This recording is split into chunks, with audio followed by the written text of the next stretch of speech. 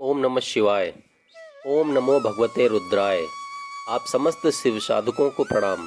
सावन के महीने में भगवान शिव की भक्ति, भगवान शिव के प्रति समर्पण, भगवान शिव के प्रति अनन्यता का भाव प्रकट हो जाए। बस सावन का महीना हमारा सफल हो जाए। जब पूरी प्रकृति सावन के महीने में भगवान शिव की उपासना करती है तो हम शिव के भक्त शिव की भक्ति से दूर कैसे रह सकते हैं। मैं जानता हूँ कि सांसारिक जीवन में कष्ट विपत्तियाँ आती हैं और आती भी रहेंगी। ऐसे में भगवान शिव की कृपा हमें मिल जाए, कुछ दुख हमारे कम हो जाए, कुछ कष्ट हमारे कम हो जाए। अपने प्रारब्ध का फल तो हमको भोगना ही पड़ेगा, लेकिन उनकी कृपा से हमारे जीवन के जो कष्टों का निवारण हो जाए, ऐसी अनन्य शिव भक्ति यदि हमें प्राप्त हो जाए तो इसमें कहना ही क्या।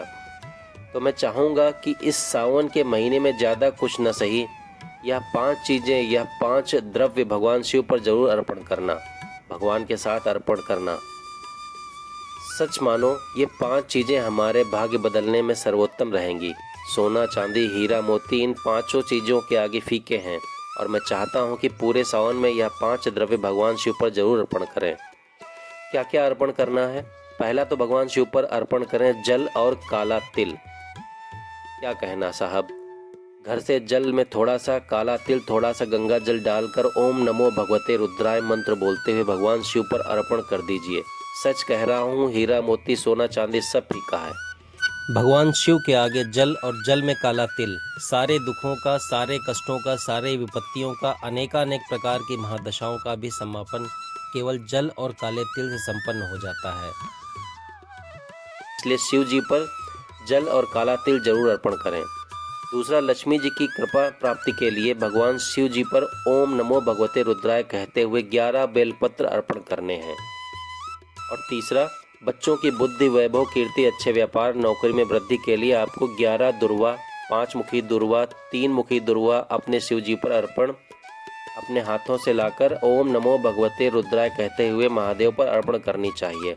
और चौथा है 5 प्रकार का धान्य, 5 प्रकार का अनाज, 5 प्रकार के ऐसे द्रव्य जो शिव जी पर चढ़ाने से बस समझ लीजिए कि सारी अरिष्टों का, सारी समस्याओं का, दरिद्रताओं का हरण करती हैं ये 5 चीज़ें। पहला, 11 गेहूं के दाने, शिव जी पर 11 गेहूं के दाने धोकर चढ़ाएं। 11 काली उड़द की साबुत दाल शिव जी पर चढ़ाएं। 11 हरी मूंग शिव जी पर चढ़ाएं साबुत। 11 तिल और 11 जौ, ये 5 द्रव्य अपने भगवान शिव जी पर चढ़ाने हैं।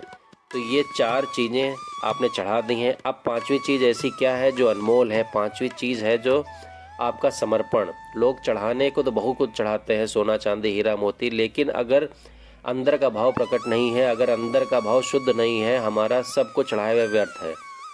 इसलिए 5वीं चीज़ अपने भगवान शिव पर चढ़ानी है। अपना समर्पण, अपना भाव, अपना प्रेम, यह कदाचित भी कम नहीं होना चाहिए। वस्तु में कमी हो जाए, लेकिन भगवान शिव के प्रति किसी द्रव्य में यदि कमी हो जाए चल जाएगा, लेकिन अपने भाव में, अपने समर्पण में कहीं पर कोई कमी मत छोड़िएगा।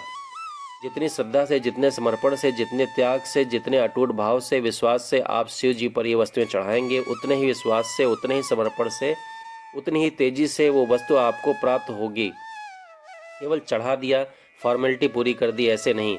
साथ ही अपना भाव, अपना मन, जैसे एक माँ अपने बच्चों के लिए पूरी अर्पण हो जाती है, उससे जब भोज खिलाते हुए डूब जाती है, भोजन खिलाते में इधर उधर की सुध-बुध नहीं रहती है। जब आप अपने शिव जी का पूजन करो, डूब जाओ, पता ही ना चले कि समय कहाँ से कहाँ निकल गया। मातृ पितृ स्वरूप शिवलिंग, माता पिता के स्वरूप में, माँ बाप के रूप में शिवलिंग की पूजा करनी चाहिए। इतना प्यार होना चाहिए शिव जी के प्रति। तो 5वां है अपना भाव, अपना स्नेह, अपना प्रेम।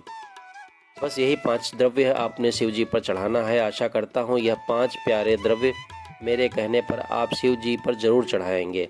एक बार प्रेम से कह दो, ओम नमो भगवते रुद्राय, ओम नमो भगवते रुद्राय, ओम नमो भगवते रुद्राय। हर हर महादेव।